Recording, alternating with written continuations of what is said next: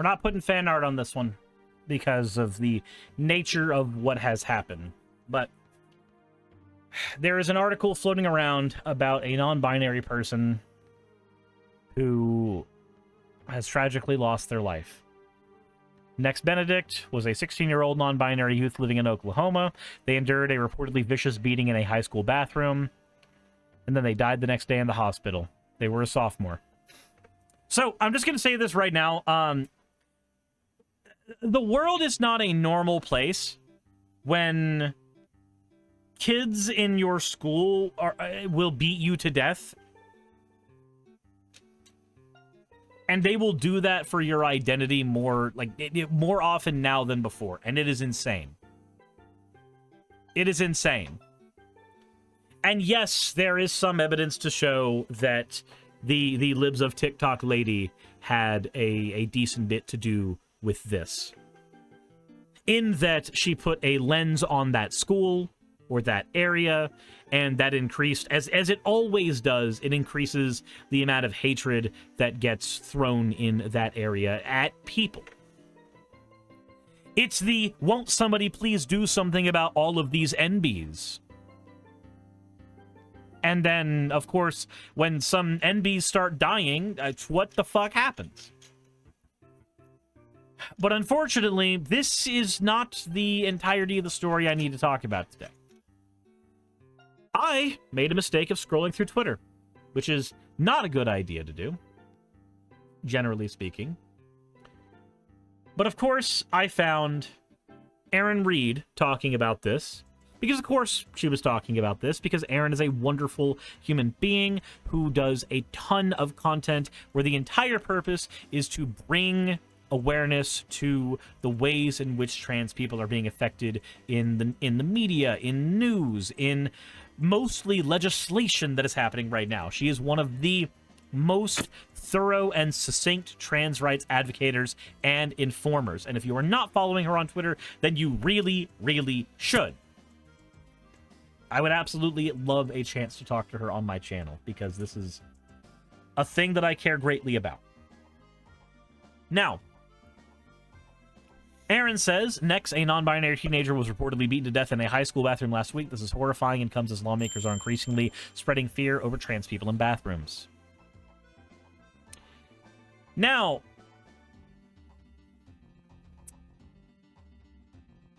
the part that I have to talk about is this response right here from someone who goes by the name of Grumpy Gay. Grumpy Gay says, phew, thank goodness no people were hurt in this incident. Of course, dehumanizing somebody who's non-binary as a funny joke.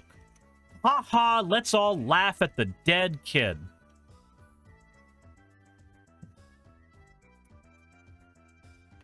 Grumpy Gay says that they are a gay Republican, a doctoral student, an LGB, I guess without the T, historian.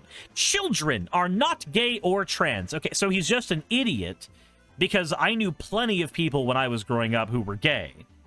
My opinions on them were very low, because I was a Christian conservative back then, but I knew a lot of people who were gay. There are only two genders, your identity is not reality. Okay, cool. Then you're not fucking gay. Because that's not reality. But what's interesting to me is not so much that. It's the position that this person actually holds. So this person's name is not actually Grumpy Gay. Much like my name is not actually Suris. My name is Christopher Stoffer. This person's name is actually Brian Johnson. They are a graduate of Marshall University and Southern New Hampshire University. They are currently pursuing their doctorate. And they are president of the West Virginia Log Cabin Republicans. Now, why does that matter? Well, what are the Log Cabin Republicans? Well, the Log Cabin Republicans attempt to be the LGBTQ advocates within the Republican Party. That is what they attempt to do. That is their job. We are an organization of members in all 50 states, and chapters, and over 30 and 51 chapters and growing. Log Cabin Republicans get involved with America's oldest and largest organization for LGBT conservatives and our straight allies. Make your voice heard, blah, blah, blah, blah, blah. So, this is a person who is president of one of the chapters of this organization and is trying to go in for their doctorate. Now, what are they getting a doctorate in? Well, I don't fucking know, but I can see what their final project is going to be. So this is going to be an advisory to all sorts of TQ nut jobs. I guess that means trans and queer that I interact with. If I bluntly ask you what trans is and you fail to provide any form of answer, just know that I will be using your answer in my doctoral dissertation. I may sometimes even skirt around the subject by insinuating that you didn't know what trans is. And again, your failure to reply will be used to help me get my doctorate. And by the way, my doctorate is essentially proving that trans or transness doesn't exist by asking everybody who is trans identifying or an ally what is trans. So, first of all, that's not how research works. You do not find out if being gay or trans is real by just surveying a bunch of people, and when not enough of them give you an adequate answer to your liking, you can go, okay, cool, well, all the research we've done on this is wrong, and fuck it. So he's cherry picking? Absolutely. The types of things that Brian Johnson says on his channel, or on his Twitter, when somebody says, I'm a transgender man, ever since I've transitioned, I found that when someone doesn't like something I say, they'll shut me down by saying I'm mansplaining. I haven't changed the way I explain things since transitioning, and it's really getting to me. That's a perfectly valid thing for you to be upset about. When men transition to women, oftentimes they have to start dealing with misogyny for the first time in their lives, and when women transition to men, they oftentimes have to deal with the various ways in which we are disparaged. Misandry. This happens both ways, all the time. This is a fairly normal thing that happens, and when people who have grown up used to a very, very particular type of discrimination, and then when they experience a different discrimination, oftentimes the one that we grew up in is the more comforting one. People who have grown up in abusive households tend to find that household to be something that their brain starts to nostalgize, even when it shouldn't, even when you know you shouldn't. We as human beings can get very, very acclimated to a certain kind of sadness. So when we experience a new, unfamiliar kind of devil in our life, we tend to opt for the devil we know as a coping mechanism. That's all I'm seeing here. Grumpy Gay, Brian Johnson's response to this is translation. I want to be a man, I just don't want to be treated like a man. Man, I feel like wanting to be a gender and wanting to be treated in the negative ways in which that gender typically is are two different things, and they are okay. It's all right. Also, C-Steak Jerry points out we have brain scans of people's brains changing when their gender changes. Men and women's brain scans don't look super different, but the change in the brain when a gender changes is proof that gender is one of the many different pieces of evidence that gender is complicated. Well, also, we've analyzed different amounts of gray and white matter in the brain. You can get addicted to a certain kind of sadness. That is the reference I was making.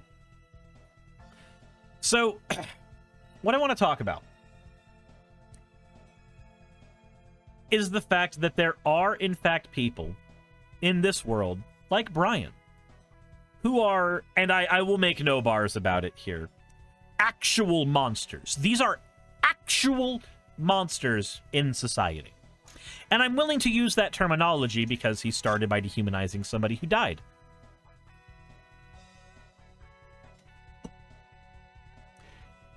I like how when they are responded to, said acting like this when a 16-year-old dies is a normal, well-adjusted thing to do.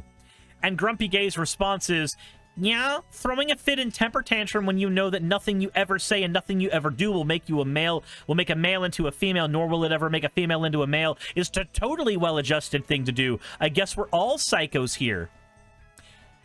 That is the type of unhinged response that a person who does not need social media ever at their fingertips would do. These are the types of people in our society who cannot live in one where we are all unified and together.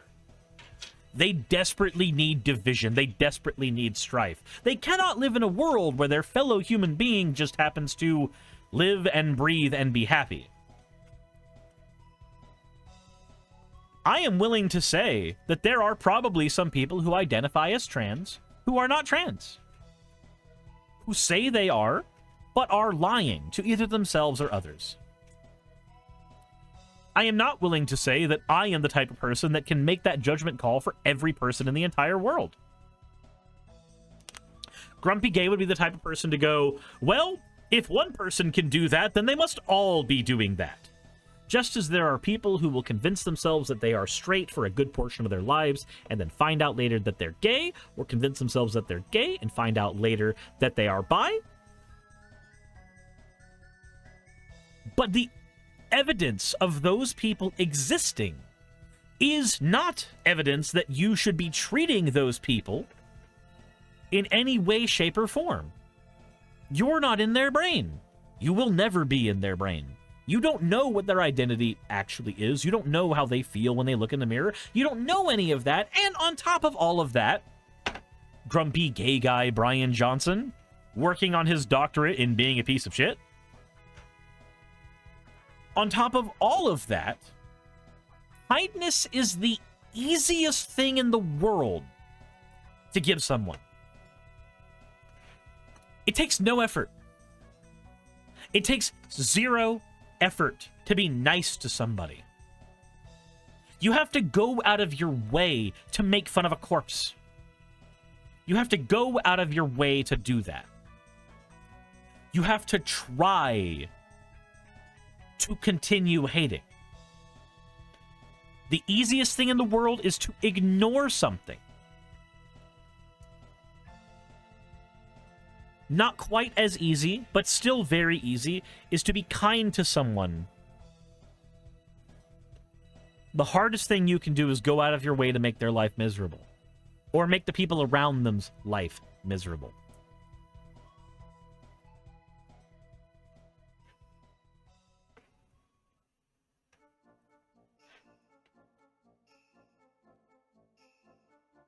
And I wish that I had more to say about this person, but their existence seems to be triggering the lefties, quote, quote. These people survive off of making others mad. They are not happy unless other people around them are upset. They are parasitic organisms that require other people around them to be disproportionately succumbing to the negative aspects of life for their life to feel even an iota of positiveness.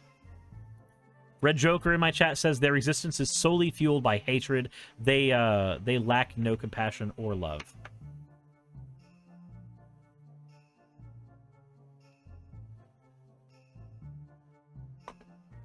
Sarah says that's literally a type of sociopathy, and if that is the case, then he needs to go see a professional, instead of trying to make a dissertation on how he can be a sociopathic bitch. And I am sorry to most of my community if my method of handling things has been more blunt, has been more short, has been less articulate, has been less thorough. But the only thing I see when I look at stuff like this now is anger. I can't sit back and do the reasoned debate thing with these kinds of people anymore.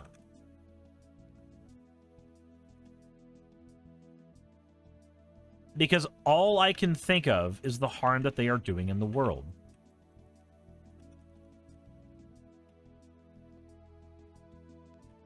And it honestly hurts.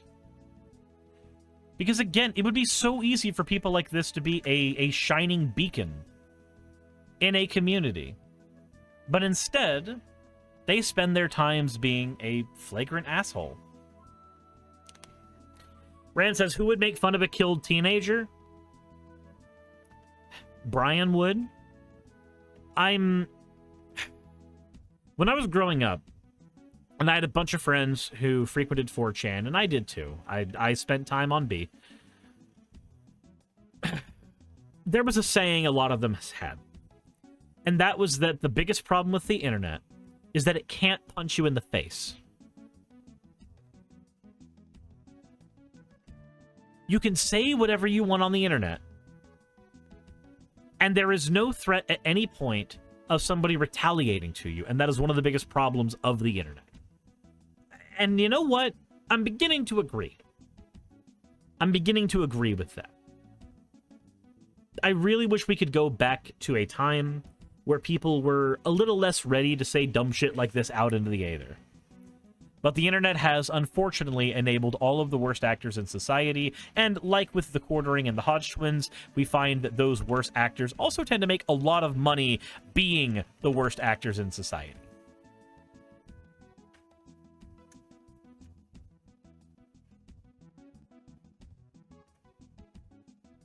Sea Snake Jerry says, you might need to take up meditation. I used to be bothered by people like that a lot. Now I just let it go. I can't.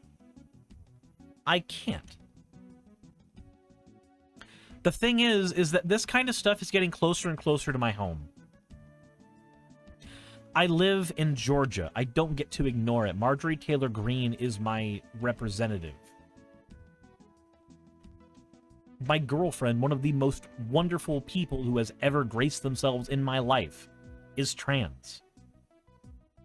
And these are the kind of people on the internet who would rather see her dead.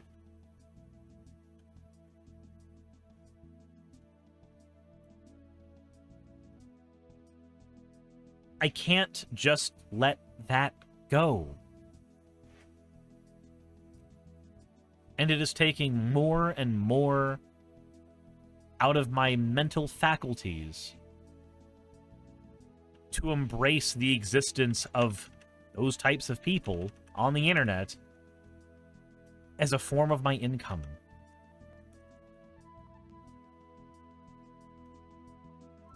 When your entire job depends on more and more strife and anger and conflict happening out in the world, no amount of meditation is going to make that not draining. No amount of meditation is going to improve that experience. If you can, run against Marjorie Taylor Greene, it's not going to do anything. The Democrats already put Marcus Flowers in that position, and Marcus was not only a known variable, but he was completely Republican-coded. He was literally billed to be the best possible person we could have put up against Marjorie Taylor Greene. Also, do you really think that District 14 Southern Georgia is going to go for the guy that plays a cat girl online as their representative?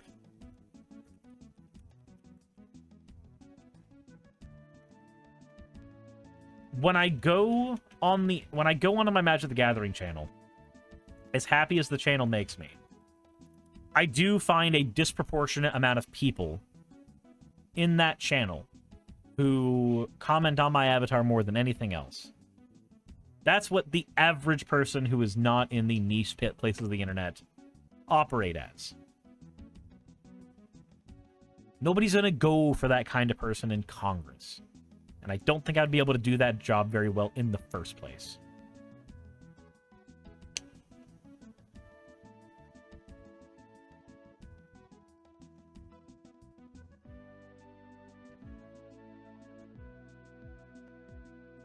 Suris to cat boot MTG. It's not gonna happen. Not to mention, I don't know if I want that job. I'm not qualified to do that job. Then again, Marjorie's working in it, so I guess you don't have to be qualified to do the job to have it. But unfortunately, I also know that you can't run against her third party. I would need the backing of the Democratic Party. And after seeing what the Democrat Party here did to Brittany Tenenbaum, I have no thoughts in the back of my brain that that would even be a remote possibility.